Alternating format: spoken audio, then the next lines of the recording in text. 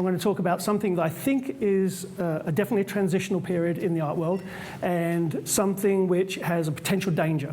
And I'm hoping that some of you guys, if I can get a quick show of hands out there, make art. Anybody? Okay, so a bunch of you guys, so you need to know this. It's a secret. Come on in and I'll tell you more about it. Okay, so here's a quick history lesson. What used to happen is you artists would be making your work, and you'd probably have a social circle of other artists, and networking around with those people. You'd be invited to be in some local shows, maybe some alternative spaces, and hopefully your peers will talk about you, maybe a review, maybe a gallerist will pick you up and start showing your work. That gallerist then takes you to, puts you in shows, puts you in museum shows, sends your package of images to me, and I send it back. And at some point during all this period of time, your name would start being recognized, and a career was in the offing, and fame and fortune and expensive cars or something would come along. Now, that's actually not really the reality for many artists at all.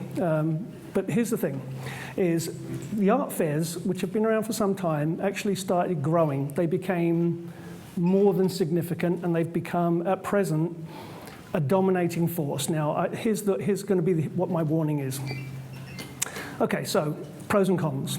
The pros of an art fair is you get to go to somewhere, and it's normally somewhere kind of cool, like New York or Miami or Basel, Paris, London. And you get to go to these things, and if you're like me, they send me a VIP ticket, so I get to swank around everywhere, and they sing cars and everything else, and it makes me feel really important, until, of course, I get home and my wife says, put out the trash or something. But it's full of glamour. You rub shoulders with some of the richest collectors in the world. You rub shoulders with film stars who, for the life of me, I never work out why they're there. They never seem to buy anything. And it's not a film audience, but there's always film stars. There's people you recognize from various sporting things. McEnroe goes to a lot of these things. And you get used to this kind of glamorous parties afterwards in very exotic places. Now, it's all wonderful. It's also really, really good because for the artists, collectors, critics, everyone, the gallerists themselves, it's a great way of making connections, which is how business is done, obviously like in everything else. And it's a great way to get peer recognition. Oh, you're here. We must take you seriously. Never seen you before, but you're here, so you can kind of fake it. You can sneak in with the humans, as it were. Now, this is all great. I mean, the pros of this are a wonderful thing, and I really, really get a kick out of going. But there's some downsides, and the downsides really quick are it's visual overload. I mean, you can only look at so much art before it all becomes like wallpaper, and really bland wallpaper, really easily. It's also a period of time when there's so much interaction going on that you can't even think straight. You can't think about the work. And invariably, there's only 1-2 works by any one artist anyway, so you don't get any sense of the depth of that artist's work, yeah? And which anybody that here makes work, you really need to see a few pieces to get a grasp on what that artist might be doing and whether they're any good in some senses. Okay, so we got this pros and we got this cons to this whole thing. We got the exotic lifestyle of it all, and the feeling that at last you're part of everything. Because that's what, when I started doing all of this, my biggest aim was to just feel like I was on the inside, as opposed to standing on the outside, like rubbing my eyes up and nose up against the window, hoping somebody's going to throw some scraps out the door. Now, as this thing goes along and you get involved in this, there's some things that start happening that at first they're not really spoken of, but when the economy starts getting pushed a little bit, then it becomes, it's insidious. It sneaks in there with things. Now, what happens is this. When the economy goes down a bit, less galleries start applying for an art fair, yeah? When less galleries are applying for those art fairs, they get desperate. They have to fill a certain amount of spaces, booths, to make this work financially and to make more and more money, and they're cramming as many as they can. When that happens, they can ask, or at least allow, dealers to apply. Now, dealers don't have a space, okay? Dealers only work with artists that are at a certain price point to make that worthwhile for their time. They also will allow spaces that are connected to the art world but aren't galleries, which of course means that they're not showing any artists. There's going to be an art fair in LA next week, and anybody that goes to that and sees it will see this in action. Now here's my problem. art is a system of transitions, yeah? That's what art history is full of. It's one thing followed by another, responding either against it or developing it in some ways. It's all about transitions. And what we see at the art fair is less of the transitions. We see things that value sale price over its value as art, which is great. It's business, all right? We all make some money. The artist gets some money. Everyone's happy. And that works fine as long as there are spaces that can afford to go and do these fairs which are bringing emerging artists, because the lifeblood of all of this, of course, is emerging artists. It's the people who aren't famous yet, who are making new work, who are bringing in new ideas, who are bringing new approaches into things, who are the trendsetters into the future. They used to say at art school, when you go to art school, listen to what your lecturers are going to tell you and then do the exact opposite. That's the future. And they're kind of right, okay? But what happens when there's a gap? What happens when now it's only the big collectors buying the blue chip work, the smaller galleries can't afford to be in these fairs, and there's not really that much interest because it's all about the big sale. You know, everyone heard, oh my God, they sold that Monet for, I don't care how much, Van Gogh, it went for 100 million. Okay. They don't talk about what actually is the art world, the fundamentals of the art world, which is a bunch of people like you going down to some of your local galleries and buying a work, if you can afford it, for $1,000. If you can afford it, $500. That's the majority of the art world. That's where most things happen in the art world, and it's what supports all of those artists out there to do their thing and develop.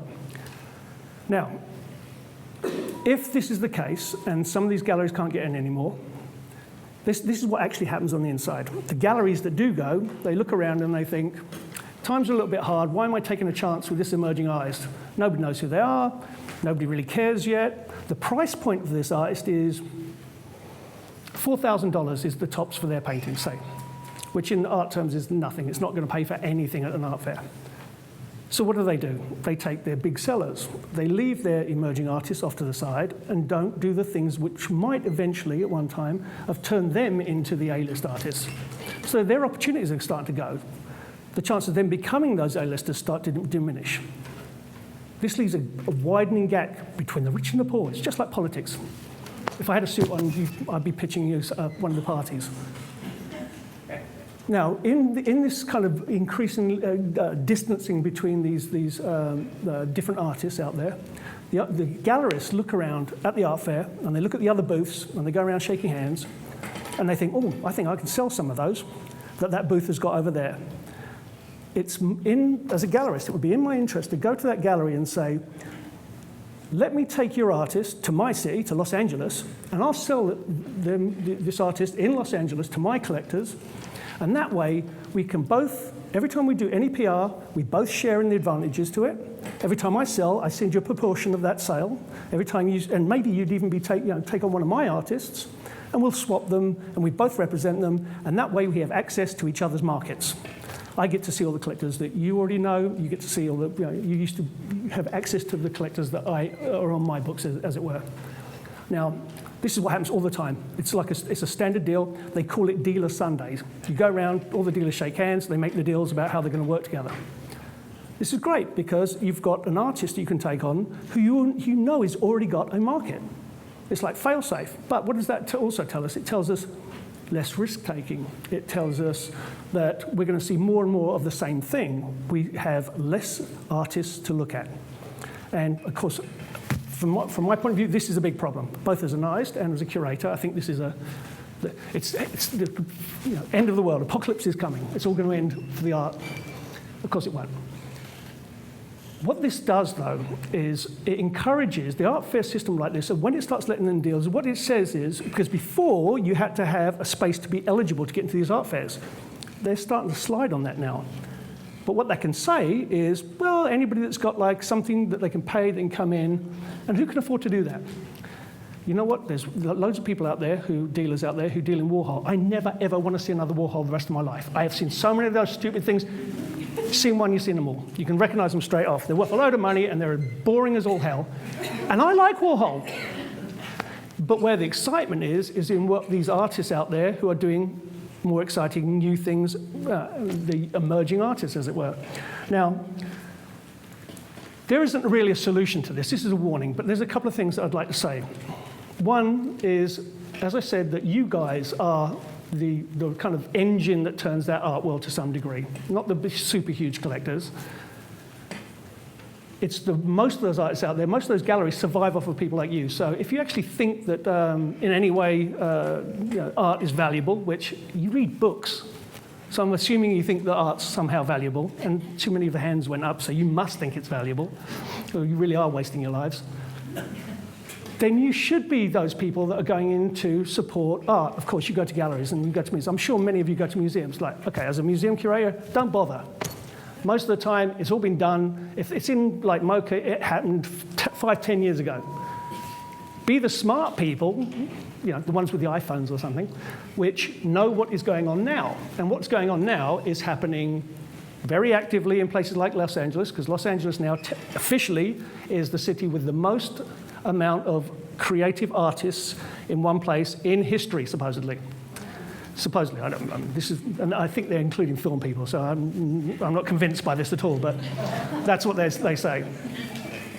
Now, if that's the case, and these small galleries, they need support, and some of it will be financial, but one thing that's true of most artists, if you said to them, would you take the $1,000 from the sale, or would you get a review in an art magazine?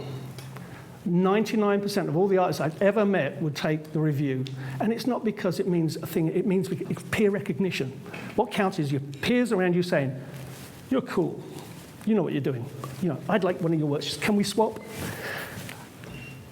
If that's the case, you are those people. You need to be the people that are going to these openings. Now, as a solution, because look, TED's supposed to be about great ideas. I haven't got any great ideas. All right, so I'm going to disappoint you there again. What I have got is a really simple piece of advice about where we are now and the transition that those art fairs can potentially cause with a gap which no longer supports emerging artists. Now, my suggestion is you become the solution. And the way you become that solution is you spend a little bit more extra time looking and finding out where the alternative spaces are. LA is packed with some of the world's best alternative spaces that none of the big boys bother talking about or advertising. All the art magazines don't bother talking about very much because there's no glamour in it. But they're doing some of the most important work in the city at the moment. And they've got some really stupid names. Actual Size, Concord. Anyway, and they're never people's names. There's always some kind of nonsense. Elephant. Anyway, find out who these things are. Find out what they are. There are means and methods, and we'll be here for all night if I was trying to go through all of them. Find out what they are, and really, here's where, when we talk about what's valuable, it's the peer recognition. And what's valuable in that peer recognition is people like you turning up. Now, what will you see? Well, you see a load of crap. Often. It's a numbers game. You have to go out and see a lot of stuff, and you have to get there over and over and over again. But here's what you'll get out of it. You'll see artists first. So when they come along in 10 years' time and they're in the museums, 5 years' time, and people are talking about it, you not only saw them first, you probably have a better, if you keep going to these things, you'll have a better understanding of their work than anybody else that's going to the museum openings, because a lot of those people they don't really know what they're looking at. Trust me, this is true. You will, if you go to those opens often enough, I guarantee you will make friends at these, because those things are so kind of community-based in this sense of, oh my God, somebody's actually coming in and looking at my work. They're easy to talk to. They want to have that conversation with you about their work. And as I say, along that line, when you can say, I know that person, this is a good thing. It grows your sense of community. It supports these people. And it allows this whole scene here to grow and not become a victim of this commodification or Amazonification, as I made up for this talk, trying to tie it in with the books and everything else. Right? It actually doesn't work as a word in relation to books at all anyway, because books seems to have more and more books, and I'm suggesting you'll see less and less art. But LA is, seriously, right now, LA is supposed to be the city for art, particularly emerging arts, in the world. This is generally accepted now, even in New York. Really? That tells you everything. Now, as that's the case, you are in Rome when Rome was great. You are in Florence at the right time, in the Renaissance. You were in New York in the 50s. You are at that place regarding art where it's the best time to be there, and you have this wonderful opportunity to actually integrate with all those things now as it's happening with all these people that really do want to see you there, all right? It's not like the museum where it's like, really, you know, you're kind of taken up unless you bought a ticket, and then it's, well, because you bought a ticket, all right? They really do want to see you there. Now, my suggestion as I end is become the people that allow the future of art to happen by going to the spaces where it is happening now. Thanks for listening.